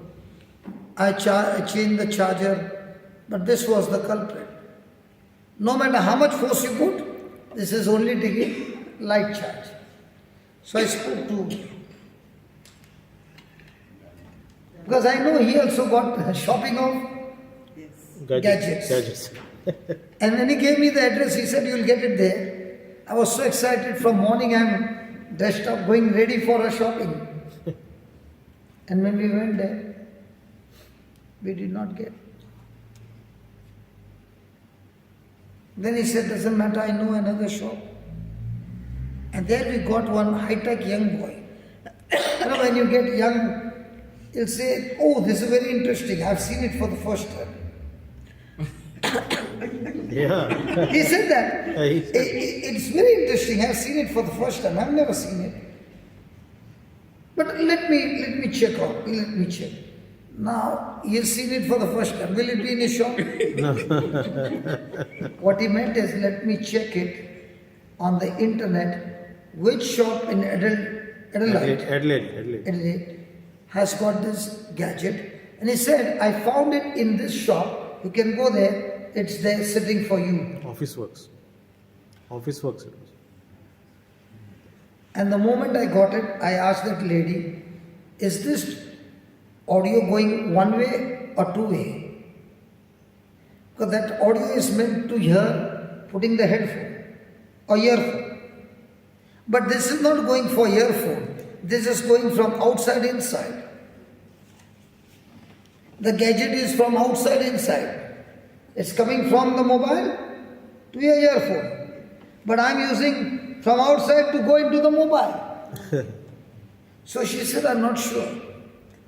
And I thought to myself, this it works inside, outside both. It will work.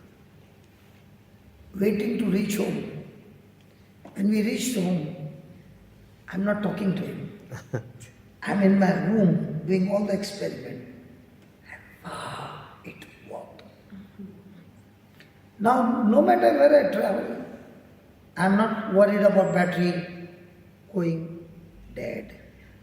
The reason I'm sharing with you is battery going dead is when you receive the Holy Spirit, you receive the revelation, you receive the power of God.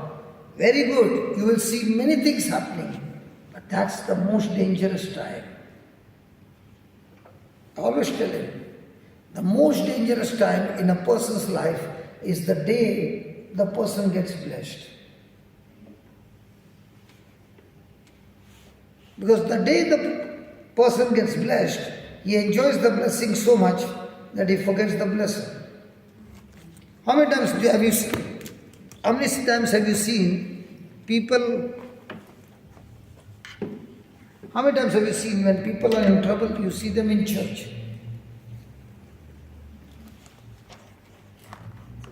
But the moment their prayers are answered, do you see them again in church? Hello? Yes. Why not?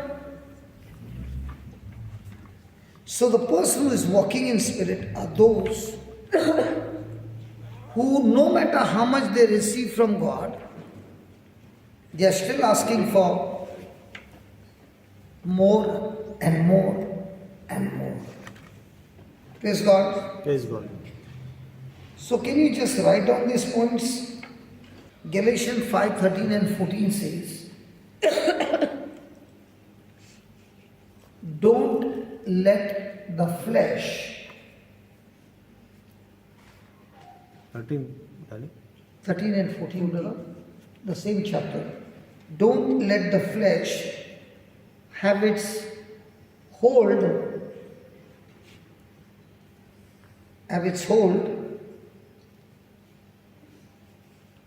just because you have been called unto liberty. Can you look at the 13th verse, please? For brethren, you have been called unto Liberty. So what is God's desire for us? Freedom. Only use not liberty for an occasion to the flesh. We saw the example of the prodigal son. So was he free? No. He allowed his flesh to have a hold on him, and that destroyed him. So he never experienced freedom. But by what? Love.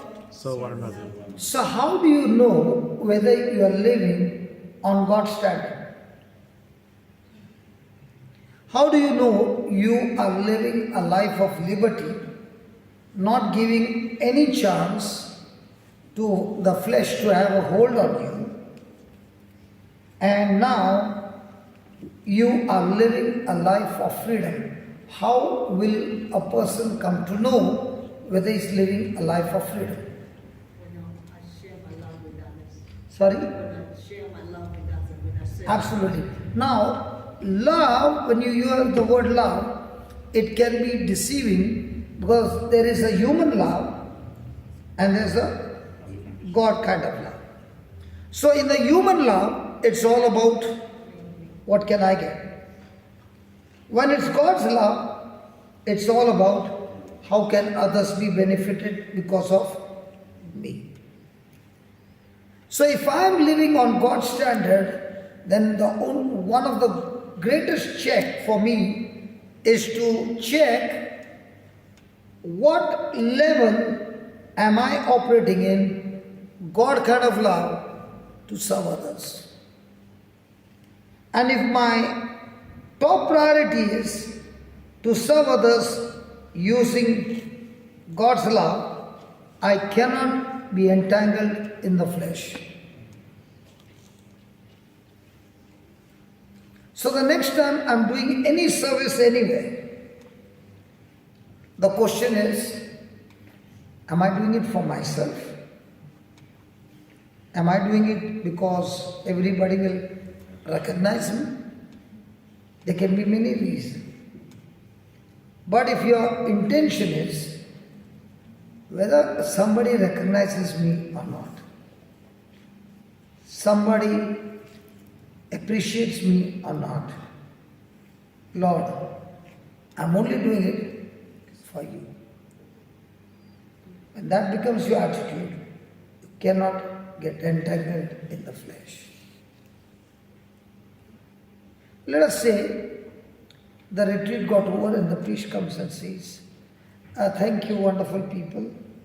Thank you, Daniel. Thank you, Olivia. Thank you all. And it doesn't take the Savior's name. Possible? Might be the priest forgot. Now, when Savior's name is not called, can Brother Savior become a little sad? Possible. Possible. Can my brother Xavier become a little sad? Possible. Today we had lunch also, he went to bring that lunch. But did anybody know? No. And his name is not called. Now he goes home and talks to his wife. Her name was called. Can that trigger him? Now, the moment he got triggered, is he in the flesh or in the spirit? So who is talking to the wife now? Xavier is talking? So every day we have such a great opportunity for us to talk to him. Am I doing anything in the name of Jesus, but genuinely doing it with God's love? So please write down. If I want to know if I'm living a life, if I want to know if I'm living a life that is on God's standard, if I want to know if I'm living a life that is on God's standard, then I must ask myself,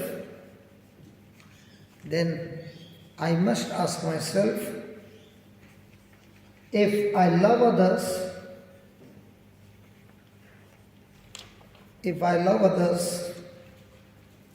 as I love myself.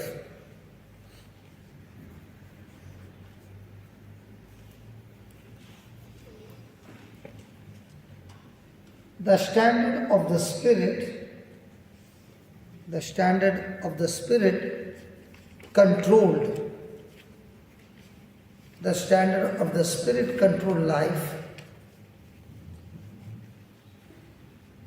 is the law. And the measurement of this is love. Galatians 5:13 says,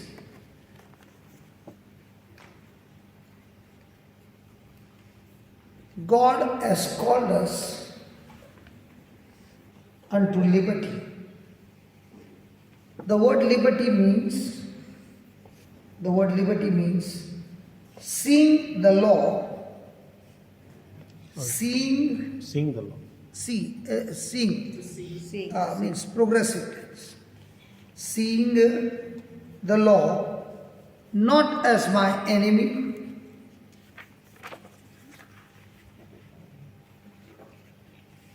not as my master, but as my friend.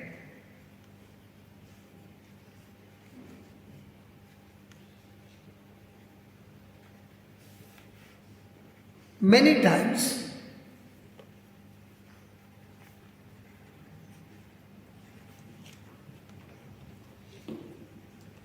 we are caught up under the yoke of bondage. Put the Galatians 5 on.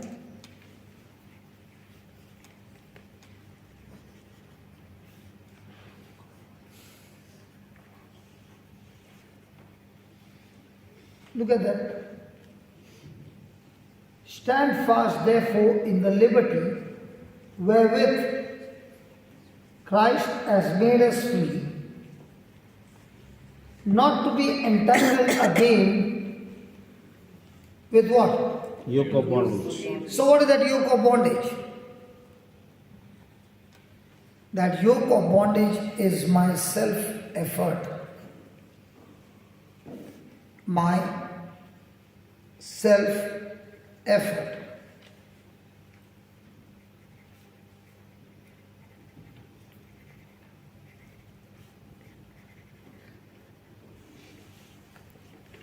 So tell me honestly, as a Christian, how much of my life is under self-control and how much of my life is under spirit control?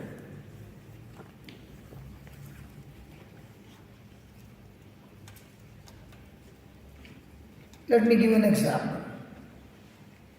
I am coming here to preach the Word of God, and therefore I prepare everything at home, and I come here and I put everything there. I put everything here. I prepared it at home, and I'm opening the book and I'm sharing with you everything what is written. Did I give the Holy Spirit any chance to preach? I learned this years back. I'd be 25 years back. I used to go to a place to preach, and this sweet mama had a lot of people coming to a house to listen to the word. So one day I asked her, that time I was a baby Christian, so I asked her, can I call my leader that he can come and share the word? So he shared the word and I enjoyed it. So she said, next week you come again. So the next week, I also shared like he shared. He had brought the notes, kept them all, and he shared, and I was listening to each and every word. So I did the same. And after the class was over, she told me, please come here. And she took me to the bedroom, shut the door, pressed me against the wall, and she said, I want to tell you something. Today was the worst sermon I've ever heard. And the next time you come here, don't you ever do it again. So why did you say that? Today was the day that you did not allow Holy Spirit to talk even for a moment. It was you who was talking. I said, I did not understand. All this time you were coming. I don't mind you bringing the points, but you were speaking from your heart. This time you are reading something like a newsletter. I want to tell you something. God has given you a gift. Stick to that gift. Stick to God. Even if you have to speak for 20 minutes or 10 minutes, more than enough, but speak what the Holy Spirit is talking to you. I want you to come next week again. And this time we are going to teach the same topic. The person is going to come, I'll tell him, I'll give you next week. I want you to preach the same topic, but this time from your heart. I said, okay. And this time nothing, and I was sharing. She was literally crying. She said, today you spoke what the Holy Spirit wanted to speak, and it touched my heart. So myself was saying, I want to give the best sermon. It has to be the best. Next week I was saying, God, only what you will help me to speak, I will speak. Now, is there going to be a difference between self-effort and depending on the Lord to speak? Can we talk? Most of the time, which one do we practice? And that is the yoke of bondage. In a Christian life, when we are born again, the Spirit of God takes control over us, and we don't do what we want to do. We don't do with our self-effort. We do everything by faith, through His grace. And that is why we should be very careful that you don't fall into every self-effort. I was in Perth, and this Maria was organizing everything. She said, I've organized the previous time also. But this time, I was organizing by faith. I did not go to any church. I said, Holy Spirit, you take over and tell me where I have to go, and I will pick up the phone and call up. And God did it in such a way, morning service in the church, evening service in the church, everywhere in the church. And she said, this time it was effort-free. I'm not stressed, I'm not anxious, I did not have to go and shake anybody. It happened supernaturally by depending on the Lord.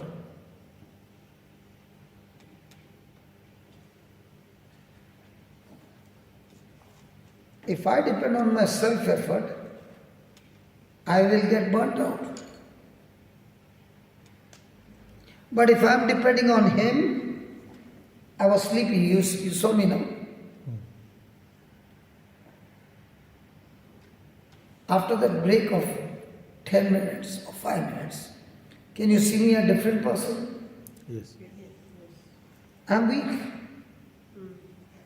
But Lord, I'm depending on You. Tell me, what do I do now? Now, has God made this topic something practical, something that we go through every day in our life? Yes. So do I need to be drunk in the Spirit? And what is to be drunk in the Spirit? Become that you. Sit with the Lord every day. What did I say? If we spend 6 months studying the Word, writing notes, doing the research, and then sharing with others who are in trouble and helping them to come out of trouble, in no time, he will be in a different kind of realm and never be tired. When you are doing it through the Spirit, you won't be tired. You will be sometimes surprised that even though I will be starting right in the morning, the Canada class, and then the class, and then the class, and by night also, I'm still fresh. Because it's all from the Spirit of God. It's not how best I speak. It's the best is how much do I believe in Him who makes me speak. I heard once a powerful evangelist. The stadium was there. People were all crowded in a stadium. And the Holy Spirit said, today you're going to speak only 3 words. Jesus loves you. And then you're going to come and sit down. And you're not going to speak anything. So he went there, took his Bible and said, I've got word from the Lord for you. Jesus loves you. And he went and sat down. No musicians are playing, nothing at all, and time is going. Now imagine, for a stadium that is booked, the cost is not small, extremely high. 20 minutes are gone, nobody is speaking, and his eyes are closed. And saying, Lord, I am obeying what you said. I don't know what to do, but you told me those 3 words, I've said it, and I'm here sitting down. Please help me. 30 minutes are gone. Imagine the crowd in the stadium all looking left and right. The musicians are looking, and this man of God is just sitting with his eyes closed. After 35 minutes, the healing started on the ground. Means beyond imagination, healings from this side, that side, all stadium. And when they were screaming and yelling, he opened his eyes. And that's the time he said, thank you, Holy Spirit. If I said, I want to do what I want, then this meeting would have been an empty. But when I relied on you, and you spoke just 3 words, and we can see so much of glory. I've never forgotten that. It's all about what he wants to speak. Praise God. Praise God. A few more lines to write, and then I'm finished.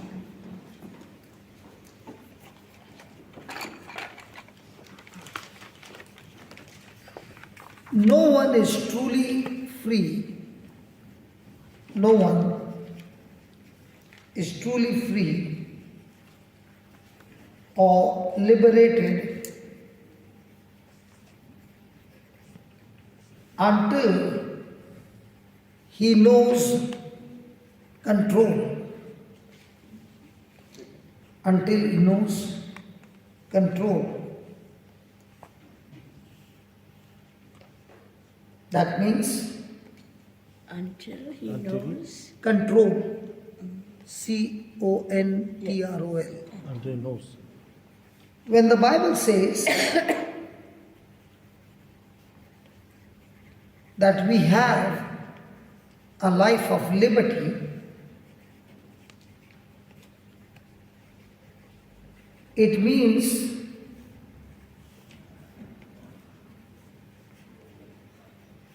that by being controlled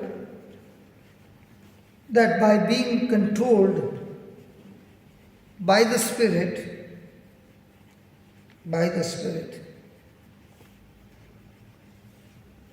we are free.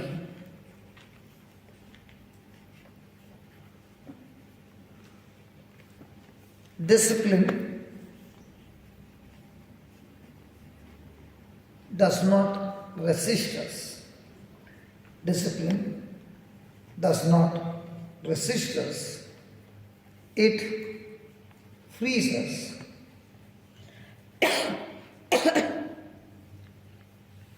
We bring that control,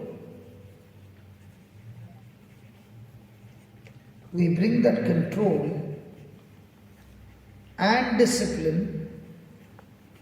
We bring that control and discipline into our lives by liberty.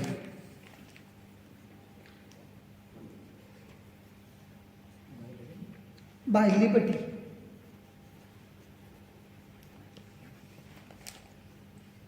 By the Spirit of God,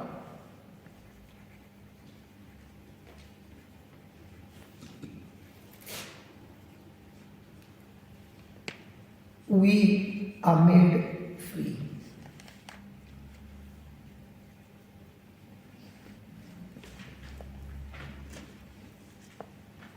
So, when we are walking in the Spirit,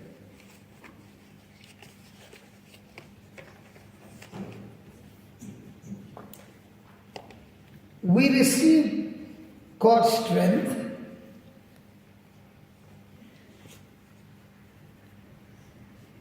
So God's strength.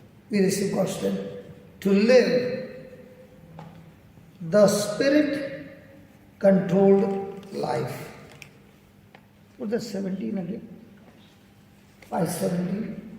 For the flesh lusteth against the Spirit, and the Spirit against the flesh, and these are contrary the one to another, so that you cannot do the things that you would.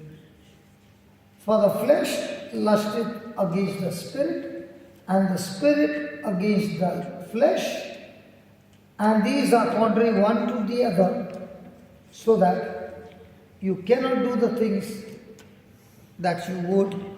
Praise God. The word lust means strong desires. There is a part of us,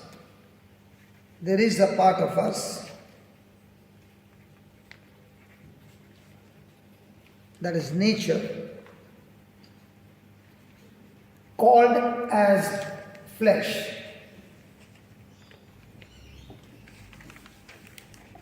And there is the other part of us that is nature.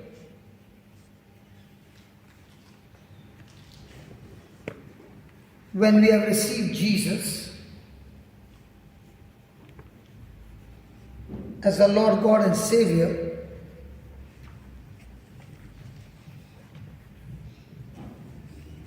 that nature is called spirit.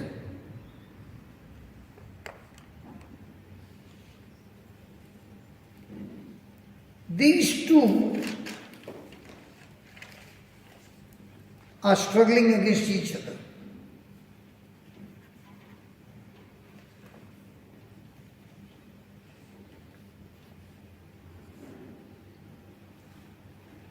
The old flesh nature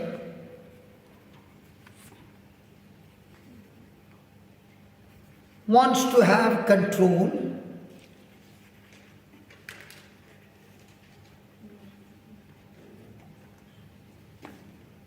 and the Holy Spirit and the human spirit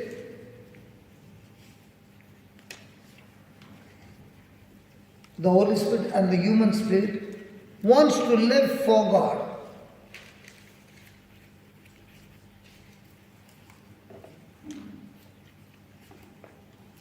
That means in our own self, we do not have what it takes to do things,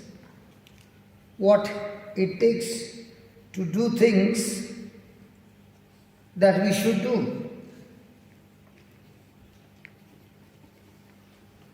At the same time,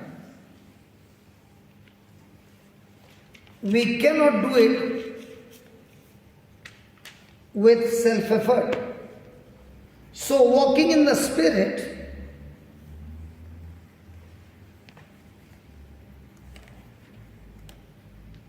controls my life, and therefore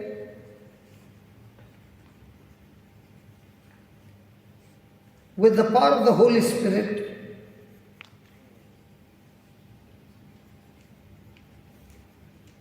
I cannot fulfill the lust of the flesh. Did you follow? Now I am not doing good because I want to do good.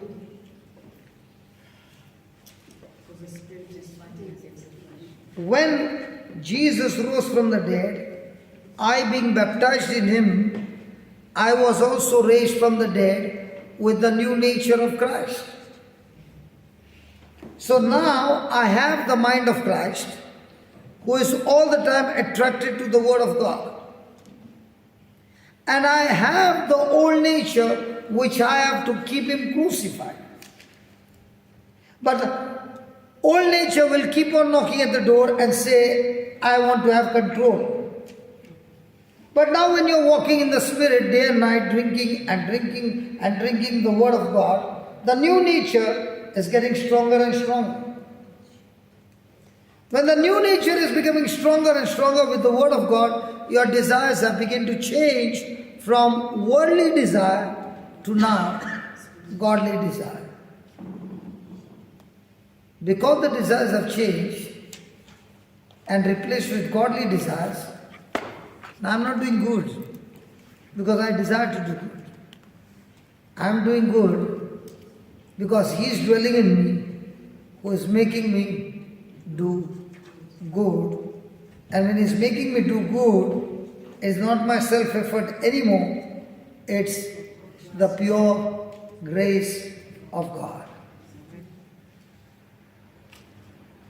So when you are finished with some project and people come and say, wow, that was so beautiful, you'll be saying, okay, I know it has never been me, but Christ in me who is speaking to me according to His word and giving me the strength to do it.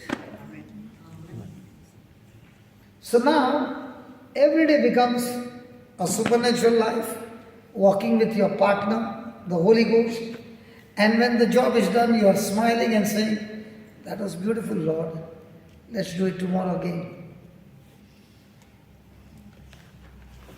Do you now understand? Down. That's why, yes, that's why look at that verse 17. For the flesh, that is my old nature, wants control over my mind, so that he can use this body for his purpose. But the flesh that lusteth against the Spirit, and the Spirit is the enemy of the flesh, the old nature. And these are contrary one to another. Now the battle that you are going through is never outside. The battle that you are going through always is inside. Even if somebody is coming and torturing you from outside, but the battle is inside. Okay, let's put it this way. Do you feel like robbing a bank? See, she first of all started laughing because she has never been in small theft. So when she has never been on small theft, will she have this kind of a mindset? No. But let's say another child in school started with the rubber, started with the sharpener, started with the pencil, slowly graduated. Right? Now, that same person was caught and put in the prison. Now he's surrounded by whom? All the champions there. So when he comes out, does he come out the same, or has he got more friends, more championship and more knowledge? So when he comes back, what is he going to do? Bigger sin. Bigger sin. Did you follow now? Yes. Because he has got more companions who are giving him more information. But now a person is in the Spirit, he will never be tempted in an area where he has not been caught before. The devil will be wasting his time. Will the devil tempt you to drink whiskey? So he will not waste his time. But what if when you were small and young, you had a little taste? The first time you tasted, the seed got planted. And that seed is there inside. The next time you are under pressure, the enemy will remind you, come and take one. So, the area where you have been caught before, that is the area where the devil is going to catch hold of you. And that is why many a times you begin to wonder, why am I tempted in the same area? Very simple. If I am in the boxing match and she is the opponent and she knows my left hand is injured, where do you think she is going to go for? Just see how cruel she is. Not even taking some, okay, his left hand is injured, so let me try the right hand. She's saying, no, I'll go all out for the left hand. So what is the devil going to do? The same. So what is your flesh going to do? The same. Now when you feed yourself with the Spirit, the Word of God, the flesh you had once upon a time, hold on your mind, has no more control. You are led by the Spirit into victory. Praise God.